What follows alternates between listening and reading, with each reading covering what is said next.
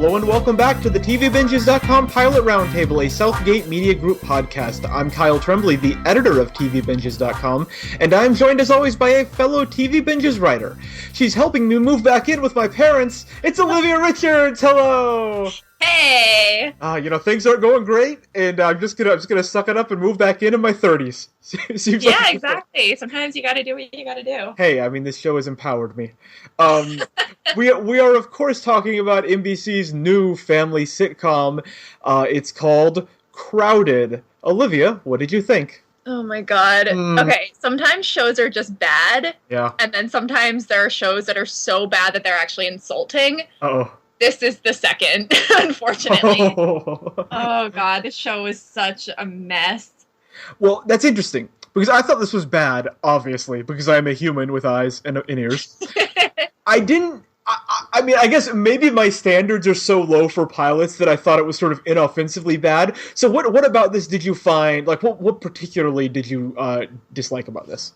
Honestly, because I'm the demographic that the show is supposed to be catered towards, I just found it so, because obviously, they're trying to cater it to, the millennials and, trying to cater it to, people who are fresh out of college, probably, early 20s. And basically being in the position of the characters in the show where, you just graduate from college, you're trying to save money, living at home. It's they were writing it for people, in my situation and, for people who, were just out of college and, are kind of, trying to start their lives. But when you have writers who fundamentally don't understand the generation that they're trying to write for, and also, it sounded like I was getting lectured the entire time that I was watching the show. I didn't laugh a single time, and actually I walked away, feeling really, insulted, and kind of the show was grounding me for being in that position that I'm in, and I just, I didn't get it, and the jokes were so broad, and it kind of didn't seem to understand what decade we're in right now. Yes, I immediately see where our difference of opinion lies, because it's not, I agree with everything you said, except from the first moments, I was like, this is a sitcom for the 50-plus crowd.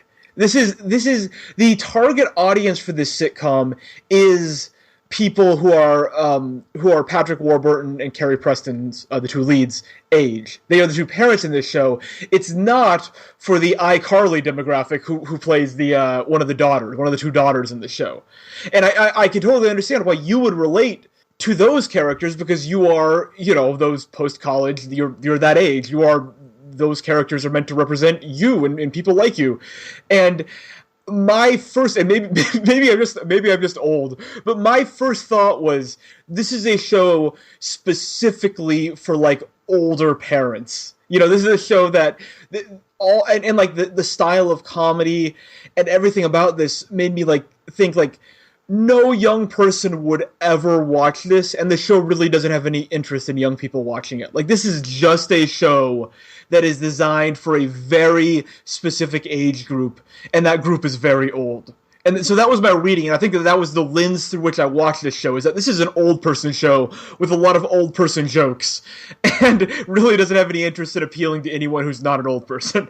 That seems a lot more fitting, because I was watching it, and I honestly couldn't tell where it was being tailored to. I was because you're working with three generations in the show. So basically you have, the empty nesters, and then you have, their parents who are also looking to move in, and then you have, the two younger daughters, and it just felt like it completely misrepresented all three sets of people. Yeah, I agree with that. I think what's really missing from this show is any kind of point of view or any kind of sense of ownership of it. I don't have a sense that of anyone having a voice on this show. There's no issues being dealt with. I mean, you already said this show could have premiered in 1975, and you would have had to change a few lines of dialogue by the daughters, but honestly very little would have to be rewritten if you took a time machine back to 1975 and premiered this show. This is very much,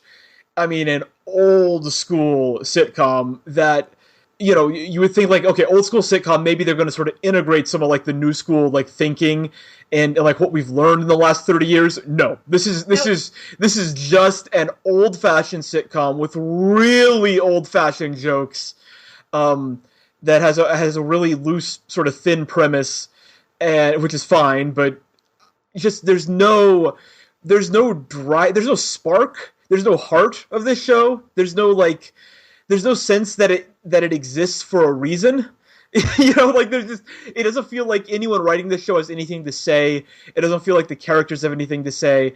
It just sort of is it's going for some kind of pleasantness that would appeal, I guess, to that certain demographic. But I don't see really any reason anyone would ever watch this show, basically. No, I completely agree. And honestly, I feel like the writing style was like they just looked up stereotypes for each of the generations and then made those into characters. And it was like the most, like, again, it was so broad, and it didn't have any concept that these were actual people. Like, it just literally felt like I was watching, a show of, three generations of, stereotypes walking around and interacting. And it was so draining to watch, like, yeah, well, after a certain point. The one brainy daughter and one artsy daughter really doesn't help. Like, when you are so, like, black and white, clearly defining your characters in really obvious ways, that's a little bit like, I know that that's a sitcom thing, but it's also like not a smart sitcom thing.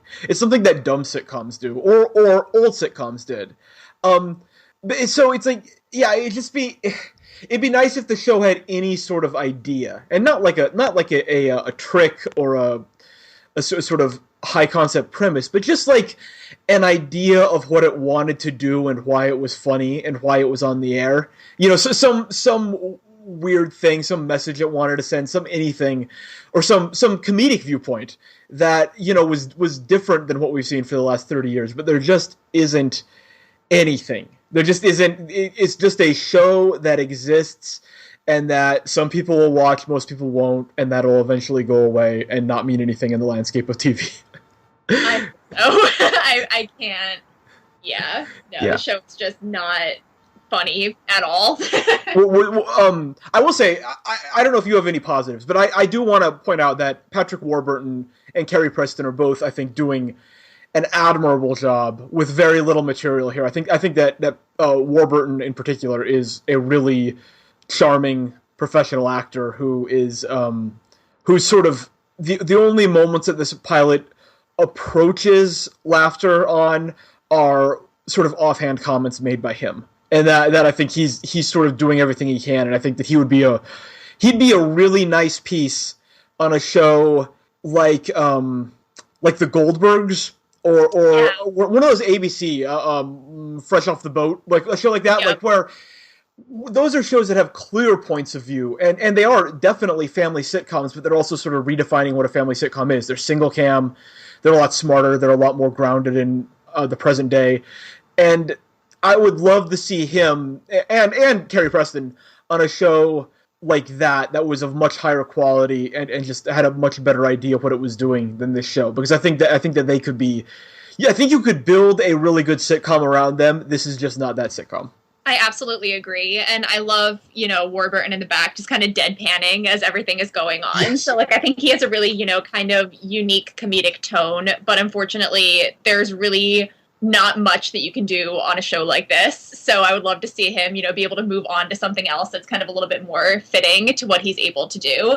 Yeah. Couldn't he have played, like, I mean, obviously, like, Nick Offerman playing Ron Swanson was one of the greatest TV yeah. casting, but couldn't he have been Ron Swanson? Like, couldn't you build that character for Patrick Warburton, the sort of the not like the central character of a sitcom, but just like the sort of deadpan guy who's just he's a simple man, and he likes pretty dark-haired women and breakfast food. Like, I mean, I can just see him like doing like someone needs to build him like a Ron Swanson kind of character who's sort of iconic and says a lot of like really quotable lines, because I feel like he would be spectacular in that kind of role, as opposed to being cast as like the put upon dad in this really thin just sort of nothing family sitcom. He's really being wasted here. No, I completely agree. And I think the issue with this show isn't the talent on it, because there is a lot of talent. Like, you have yeah. a lot of really, amazing actors, behind it. It's just, the material that they have to work with is nothing. Like, there's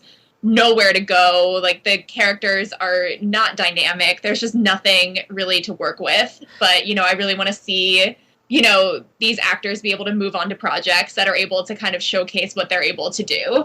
Absolutely. Well, this pilot, which was actually a preview, did a 1.8 rating in the demo with 6.8 million viewers, which is actually pretty darn good. But then you got to remember that this preview aired directly after The Voice on a night that this show is not normally airing. And so the normal time slot for this show is Sunday nights behind The Carmichael Show, ironically, a much better family sitcom. But so the ratings information might be a little bit misleading, is what I'm saying. Like, these are good ratings, but we'll see what it does when it doesn't have The Voice leading into it, because I feel like that gave it a bit of a bump that it might not be getting here when it actually premieres on Sunday. Yeah. So, Olivia, do you think this one will be canceled quickly, make it through the season, or renewed for next season? Honestly, I think once it moves to its own time slot, I can't see it getting through its full season. Yeah. Oh, and we also, before we go here, we got to pour one out. Speaking of not getting through the season, was it Kings and Prophets of Kings and Prophets? Canceled after 2 episodes. Ooh! You totally called it. Ooh! Our pilot, it takes a little while for our podcast to get posted. Our podcast on Of Kings and Prophets went live, I think, 3 days ago, and it got canceled yesterday. So we barely made it talking about that show before it actually got canceled. It's a beautiful moment. That would have been... I feel like our podcast just has to keep going until we have a show that is canceled before our podcast is released about it. Oh my god. At which point, that happen. Yeah, at which point we just call it a day. Like, that's it. Like, if we're talking about shows that are canceled before we can even post or talk about them, then what are we even doing? So... We're trying to help people, like, figure out what shows to watch, and if the networks are just going to premiere garbage and cancel it right away, then we're no longer needed.